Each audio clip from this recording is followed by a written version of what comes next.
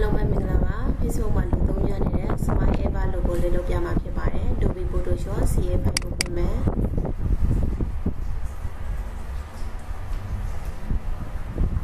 ပွင့်လာပြီဆိုရင်စာရွက်ယူရမှာဖြစ်ပါတယ် File New Width နဲ့ Height မှာတော့စနစ်ရိုက်ထည့်ပေးပါ Resolution ကတော့300 Color မှုမှာတော့ RGB color ရေးပေးပါ White Inset PCE AB အကုန်လုံးချိန်ပြီးတော့ပြီဆိုလို့ရှိရင် okay ကိုနေရမှာဖြစ်ပါတယ်ဒါဆိုလို့ရှိရင်တော့4000စာရွက်တွေရလာပြီသူ့ကိုပဲအဝိုင်းလေးဆွဲရမှာဖြစ်ပါတယ်အဝိုင်းလေးဆွဲဖို့အတွက်ဂိုက်ပြင်းကြောင်းလေးယူပေးရမှာဖြစ်ပါတယ်ယူဂိုက်ကိုနှိပ်ပါဒီနေရာမှာ 50% ရိုက်ထည့်ပေးပါ particle ကိုရွေးပြီးတော့ okay ကိုနှိပ်မယ်နောက်ထပ်တစ်ချက် view လေးကိုသွားမယ်ယူဂိုက် 50% ရေးပေးမယ် horizontal ကိုရွေးပါ okay ကိုနှိပ်ပေးမယ်ဒါဆိုလို့ရှိရင်တော့မြင်းချောင်းအလျားလိုက်တဲ့ချောင်းဒေါင်းလိုက်တဲ့ချောင်းရလာပြီဖြစ်ပါတယ် ellipse tool လေးကိုယူပြီးတော့အလေလေးမှာတစ်ချက်ရှာပါ10ဖြစ် order ရဖိပြီးတော့အဝိုင်းလေးတစ်ဝိုင်းဆွဲမယ် control ရဲ့ under ရခောက်ပြီး selection ပေးမယ်လေယာသိယူပါမယ်သူ့ကိုအဝါရောင်လေးထည့်ပေးမှဖြစ်တဲ့အတွက်ဒီနေရာလေးမှာအဝါရောင်လေးလာရွေးပေးရမှာဖြစ်ပါတယ်ဒီ foreground color လေးကဝိုင်းလေးထည့်ကိုဝါရောင်လေးဝင်ချင်တယ်ဆိုရင် order ရဲ့ backspace ရဲ့နှိပ်ပြီးတော့ဝါရောင်လေးထည့်ပေးလိုက်ပါသူ့ကို stroke ပတ်မယ်ဆိုလို့ရှိရင်တော့ edit ကိုသွားမယ် stroke အနက်ရောင်လေးရွေးပေးပါ stroke မှာဒီနေရာမှာတော့ pixel မှာဒီနေရာမှာတော့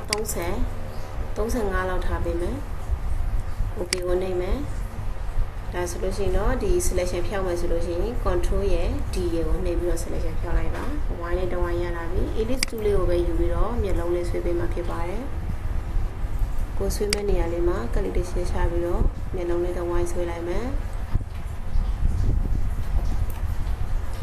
control ရဲ့ under ရဲ့ခောက်ပြီး selection ပေးပါ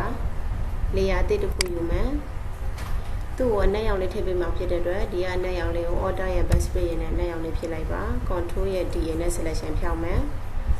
control T ကိုထည့်နေပြီးတော့ဒီမှာအကြီးသေးကိုချိန်ပေးလို့ရပါတယ်ကိုလိုချင်တဲ့လောက်ပေါ့နော်ကြီးရတယ်ထင်လို့ရှိရင်တော့အင်းလေးသေးပြီးတော့ကြီးသေးကိုချိန်ပေးလိုက်ပါအမှန်လေးကိုရှင်းပေးပါသူ့ကိုဒီဘက်ကိုနောက်ထပ်မျက်လုံးပြောင်းနေတယ်ဆိုလို့ရှိရင် keyboard ပေါ်က control ရဲ့ J ရဲ့ကိုနှိပ်ပါ control T ကိုနှိပ်ပြီးတော့keyboard ပေါ်က shift လေးကိုဖိထားပေးပါ right arrow လေးနဲ့ဒီဘက်နားလေးကိုရွှေ့လာလိုက်ပါ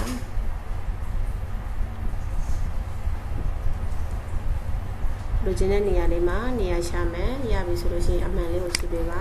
ဒါဆိုလို့ရှိရင်ဒီဘက်မျက်လုံးလေးကိုနည်းနည်းရွှေ့ချင်တယ်ဆိုရင်လည်းနောက်မျက်လုံးတစ်ခုရဲ့မျက်လုံးလေးရအောင် select ပေးမယ် control T ကိုနှိပ်မယ် arrow ဒီ left arrow များလေးနဲ့ left arrow right arrow လေးနဲ့ရွှေ့ပေးလို့ရပါတယ်လိုချင်တဲ့နေရာလေးကိုကိုထားချင်တဲ့နေရာလေးမှာရွှေ့ပြီးတော့နေရာရှာမယ်အမှန်လေးကိုရှင်းမယ်ရပြီဆိုလို့ရှိရင်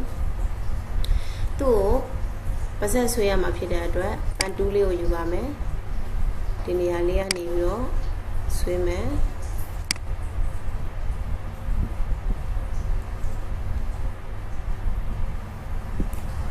အော်ဒါလေးကိုဖြည့်ပြီးတော့ဒီလေဆန်လေးကိုဖြတ်လိုက်ပါနောက်ထပ်တစ်ချက်ဒီကနေပြီးဆွဲပါပါဆက်ပုံသဏ္ဍာန်ကိုလိုချင်တဲ့ပုံစံလေးဆွဲလို့ရပါတယ်တကယ်လို့ဒီလိုမျိုးပုံသဏ္ဍာန်ဆွဲရင်လည်းရတယ်ဒါကတော့ကိုယ့်ပေါ်မူတည်ပါတယ်ကိုလိုချင်တဲ့ပုံစံဆွဲလို့ရပါတယ်တကယ်လို့သဘောမကျဘူးဆိုလို့ရှိရင် control alt z နဲ့ပြန်ဆုပ်ပြီးတော့ပတ်တူကိုကြိုက်တဲ့နေရာလေးယူလို့ရပါတယ်ဒီလေးကြည်ကြည်လေးဝိုင်းဝိုင်းလေးယူပေးလိုက်မယ်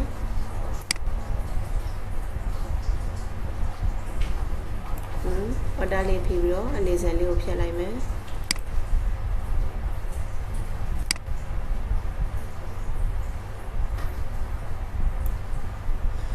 ရပြီဆိုလို့ရှိရင်သူ့ကို control ရဲ့ under ရဲ့ခောက်ပြီး selection ပေးပါအခုဆိုလို့ရှိရင်ဒီမှာ background ကို selection ဝင်နေတဲ့အတွက် inverse ကိုနှိပ်ပေးရမှာဖြစ်ပါတယ် select ရဲ့ inverse ကိုနှိပ်ပေးပါ keyboard ပေါ်က control shift i ကိုနှိပ်လည်းရပါတယ်ဒါဆိုလို့ရှိရင်ဒီမှာဒီအပြင်က selection ပြောက်သွားပြီဆိုလို့ရှိရင်ဒီ selection လေးပဲကျွန်တော် layer အသစ်ယူရမှာဖြစ်ပါတယ်ဒီကနေပြီးတော့ layer အသစ်ယူမယ်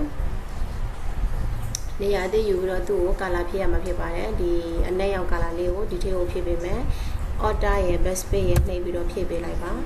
control D နဲ့ selection ဖြောက်ပေးပါဒါဆိုလို့ရှိရင်တော့ဒီမှာ ever smile ပုံလေးရတော့ပါပြီတကယ်လို့ကိုနှခမ်းဆေးတဲ့အပေါ်မှာကိုဝိုင်းလေးလိုချင်တယ်ဆိုလို့ရှိရင်တော့ကိုယ့်အပေါ်မှာမူတည်ပါတယ်ပန်တူးလေးတဲ့အခါမှာဝိုင်းလေးလှည့်ပေးပါတော့ ဒါဆိုလို့ရှိရင်တော့ဒီပုံလေးပြီးတော့ပြီစာရေးမယ်ဆိုလို့ရှိရင်တော့ horizontal type 2လေးကိုရွေးပေးပါရေးချင်တဲ့နေရာလေးမှာ click တစ်ချက်ချပြီးတော့ရေးရမှာဖြစ်ပါတယ်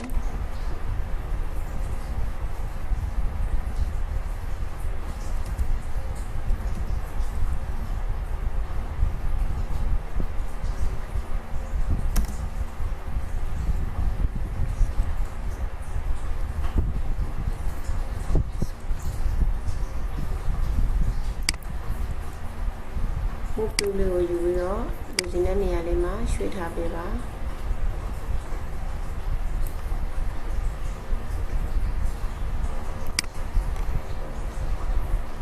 တကယ်လို့စာကြောင်းလေးကိုတစ်ကြောင်းလေးထားချင်တယ်ဆိုရင်လည်းရပါတယ် control T ကိုနှိပ်ပါစာနေရာလေးကို select တစ်ချက်ပေးမယ်ဒီမှာမြားကောက်လေးပေါ်လာပြီဆိုလို့ရှိရင်တော့အကြီးအသေးချိန်လို့ရတယ်ဒီတောင်းနာလေးကနေပြီးတော့နည်းနည်းလေးဆက်ဆောင်လေးထားပေးလိုက်မယ်ဒါကတော့ကိုလိုချင်တဲ့ပုံစံထားလို့ရပါတယ်ရှစ်ပြင် order ရပြီးတော့နည်းနည်းလေးထပ်သိမယ်ဆိုရင်လည်းရပါတယ်စာလေးကိုအလေးနားလေးထားပေးလိုက်မယ်ဒါဆိုလို့ရှိရင်တော့ ever smile ပုံလေးဆွဲပြီးတော့ပါပြီအမှန်လေးကိုရှင်းပေးပါသူ့ကိုသိမ်းမယ်ဆိုလို့ရှိရင်တော့ file cs PSD သူ့ပုံထုတ်မယ်ဆိုလို့ရှိရင်တော့ဒီဘက်နဲ့တင်ပေးပါတကယ်လို့ပုံပြန်ပြီးတော့တခြားနေရာတွေမှာစားထုတ်ရှင်သေးတယ်ဆိုလို့ရှိရင်တော့ဒီနေရာလေးမှာ PSD နဲ့တင်ပေးထားပါဆေးလိုက်ပါ okay ကိုနှိပ်မယ်ဒါဆိုလို့ရှိရင်တော့လိုအပ်တဲ့ပုံလေးဒီ ever smile ပုံလေးကိုဆွဲပြီးတော့ပါပြီအားလုံးအဆင်ပြေကြပါစေအားလုံးကိုကျေးဇူး